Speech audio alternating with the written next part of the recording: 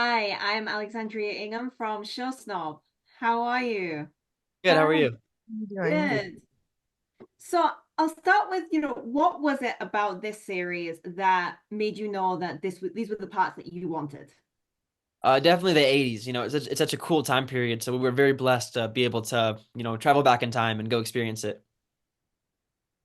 Yeah, I think the characters were so multidimensional and exciting, and also there's such an incredible cast and crew that's involved with this project. So being able to be a part of this was something that I was really looking forward to. Yeah, it was just the I don't know, the idea of being able to bring this story to life was enough for me. But once I got to meet everyone and see like we were all on the same page of trying to bring this story to life, it was like, okay, I'm gonna give 1,000% for these people. So MJ, did I read it right that you learned the guitar for this series? I did. Yes, ma'am. So what made you decide that you were going to learn it and, authentically play it? Well, I just had so much fun like playing it. Well, actually, that's not true. At first, it was not fun. I was very, very stressed out because it was so hard. But once I started to kind of get the hang of it, it was really fun because I love heavy metal, like metal music.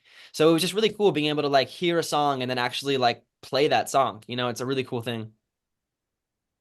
Because I heard something about the drums. That did you learn the drums for this, or were you already playing them?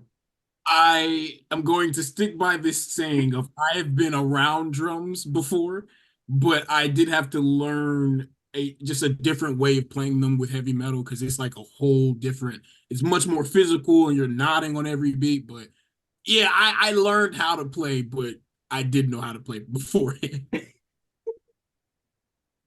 So, did you like, are there any bands that you all connected to or looked into to like try and not copy, but inspire to be? I'd say probably Metallica and like a lot of Ozzy Osbourne, Randy Rhoads, if you know who that is. He's a huge inspiration of mine. Also, Iron Maiden and Slayer. I think that there's a ton of really cool 80s metal bands that are all kind of within different little subgenres. So there's a lot that you can look at there. I also know MJ and I bonded over Heavy Metal Parking Lot, which is a little 20-minute short film that all takes place inside of a heavy metal parking lot. So kind of getting a sense of what the time was like back then and also how much people really related and connected to metal music. I thought that was awesome. For me, it was the creator of the show, Matt Scott Kane. He was in a band, and I remember like racking his brain about what was that experience like for you. Like I just remember asking and like trying to take things he would say and like, okay, this is how a band would act. This is how band friends would act. So I just like talked his brain off then. This series, as an audience, we are only learning what you're learning as characters at the time. Is that what it was like for you getting the scripts? Did you only get like certain blocks at a time?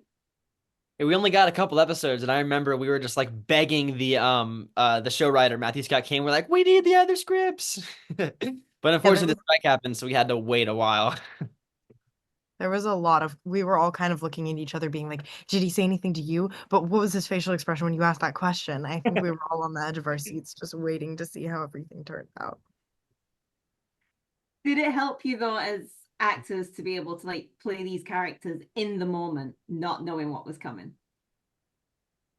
I Oh, say yes. I love that. I love just kind of, learning as much as you can in the rehearsal, keeping it as fresh as possible. I think they did a really good job of informing us on the bits and pieces that were necessary to know.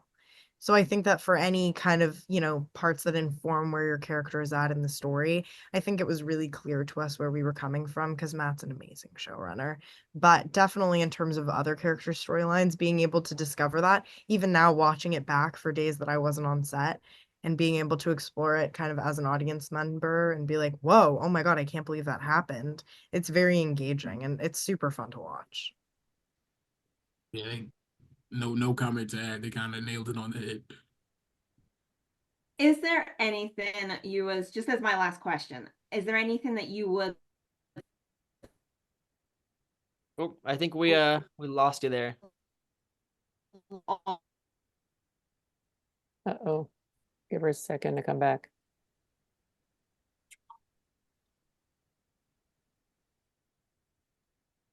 Sorry, we lost you there. I sorry, think you're back. did you get me back? Sorry. Yes, Yes, you're very back now. back. Is there anything that you would like the audiences to be able to take from either your characters or the show itself? Don't be a Satanist. Uh, be who you are, and it's okay to represent yourself in one way and feel differently on on the inside, and don't judge a book by its cover. And learn humanitarian empathy. I think all we can do as humans is just be empathetic towards one another. And I think the heart of this story is that. So that's what I hope people take away from it. Well, thank you so much for your time. It's been a pleasure chatting to you. Thank you so Thank much, you. Alexander.